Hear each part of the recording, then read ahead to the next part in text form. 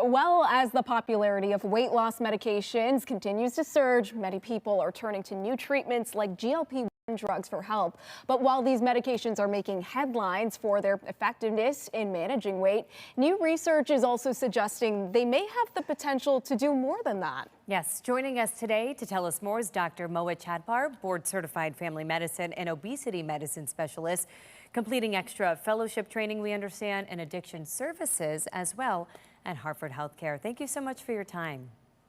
Thank you so much for having me.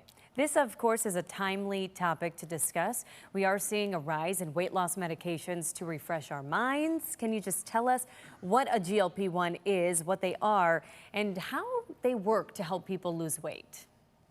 Sure. So a GLP-1 basically acts on the glucagon-like peptide in our receptors, and it's going to help us decrease our cravings for food, help decrease the absorption in our bodies, and it'll help slow down your gut as well.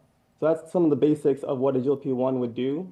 In terms of how it helps us for weight loss, you're going to have less cravings for food. You're not going to have the food noise that many of us might have, and you might feel full sooner. So overall, you're taking less calories in. Okay, doctor, this all sounds fantastic. You know, you take this medication, suddenly your cravings are reduced and whatnot. But are there any risks that come along with GLP-1s?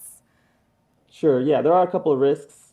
So it can increase the risk for pancreatitis. So anyone that has a history of pancreatitis would not be a great candidate. It also can increase the risk for people who have medullary thyroid cancer, so would not want to prescribe it in these patients. Some common side effects include nausea, some GI upset, some vomiting. Those are the biggest sort of side effects, along with constipation that people might face. I also want to ask you of this. Recently, too, I think there's been some discussion about bone density. That going down.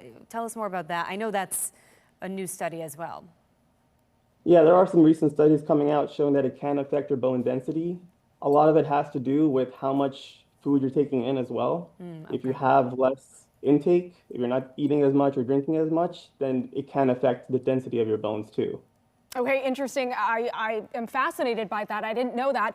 Of course, there is potential for these GLPs to do more, potentially treat addiction. Can you tell us a bit about that?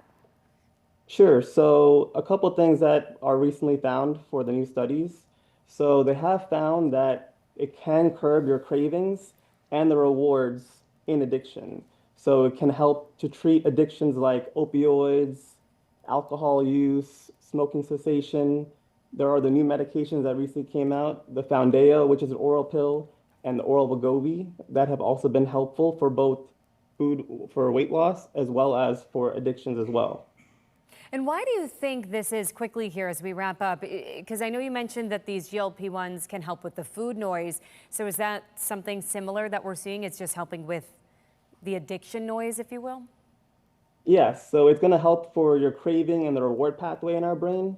So it's very similar for food as it is for a lot of these other substances. They've also found some recent studies that can be helpful for gambling addiction, internet addiction. So really any sort of reward or craving pathway that someone might face, these medications can help with. Very interesting. Very encouraging news. Wow, so interesting. Thank you so much, doctor, for coming on the show and sharing your time with us this morning to tell us all about this. Thank you. Thank you so much for having me.